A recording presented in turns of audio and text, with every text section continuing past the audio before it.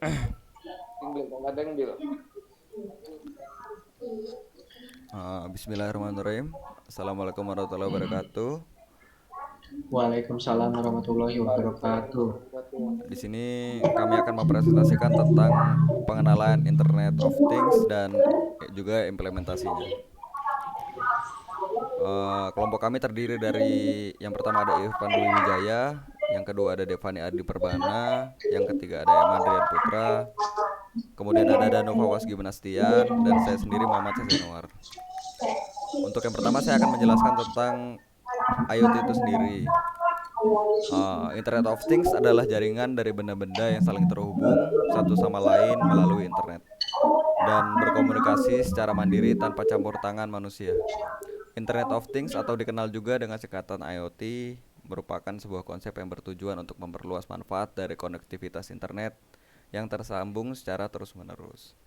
Adapun kemampuan seperti berbagi data, remote control dan sebagainya termasuk juga pada benda-benda di dunia nyata.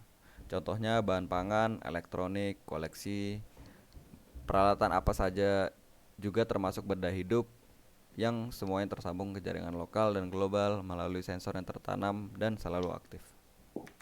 Untuk yang selanjutnya akan dijelaskan oleh teman saya Devani Adiwijaya. Oke, selanjutnya ada karakteristik dari IoT itu sendiri. Yang pertama, dinamis dan mudah beradaptasi. Untuk perangkat IoT sendiri harus dapat beradaptasi secara dinamis terhadap perubahan konteks atau parameter dan mengambil keputusan atas berubahnya kondisi yang sedang dipantau. Yang kedua, konfigurasi otomatis. Perangkat IoT harus memiliki kemampuan konfigurasi otomatis, membuat perangkat dalam jumlah banyak dapat bekerja bersama untuk menyediakan fungsi tertentu. Perangkat harus bisa mengatur jaringan dan membarui perangkat lunaknya. Selanjutnya ada protokol komunikasi yang mudah dioperasikan. Perangkat IoT harus mendukung sebanyak mungkin protokol komunikasi dan bisa berkomunikasi dengan perangkat atau infrastruktur lainnya. Selanjutnya ada memiliki identitas yang unik.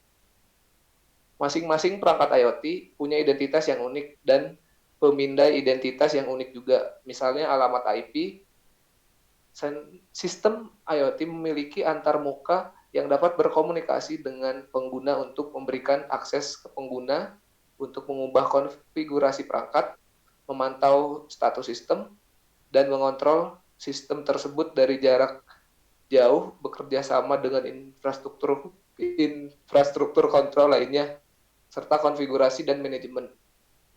Dan yang terakhir, terintegrasi dengan jaringan internet.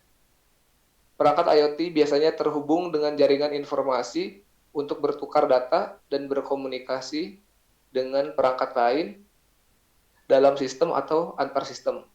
Perangkat IoT secara dinamis mengumpulkan data jaringan dan memberikan data ke jaringan.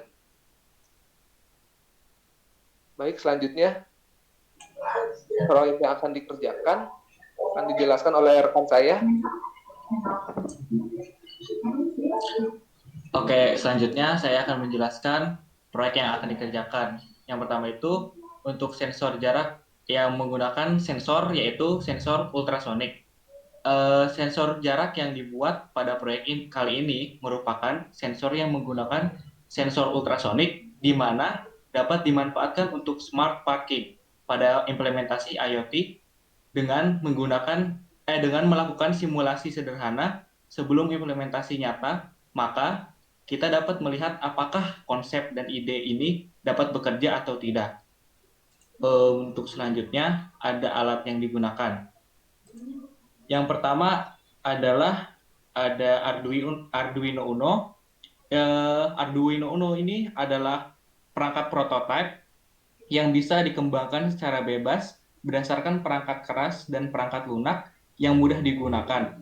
Arduino menyediakan alat pemrograman yang mudah digunakan dan bersifat terbuka atau open source untuk menulis kode dan mengunggah ke Arduino atau biasa disebut Arduino IDE, Integrated Development Environment.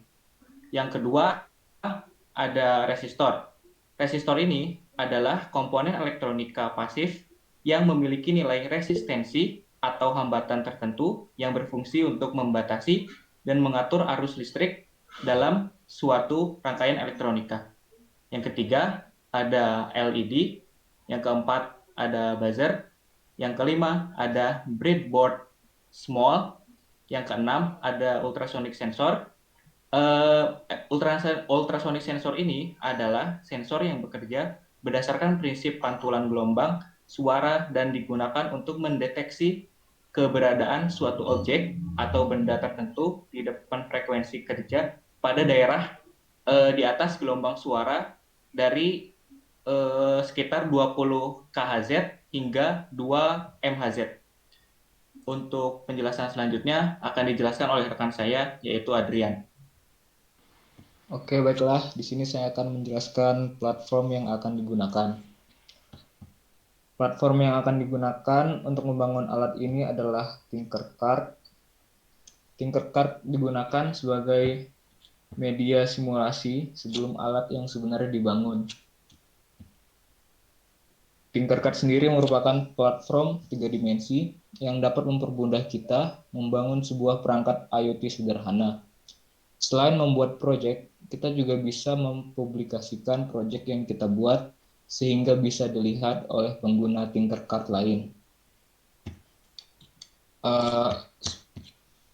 Sekian dari kelompok kami. Lebih dan kurang mohon maaf. Assalamualaikum warahmatullahi wabarakatuh.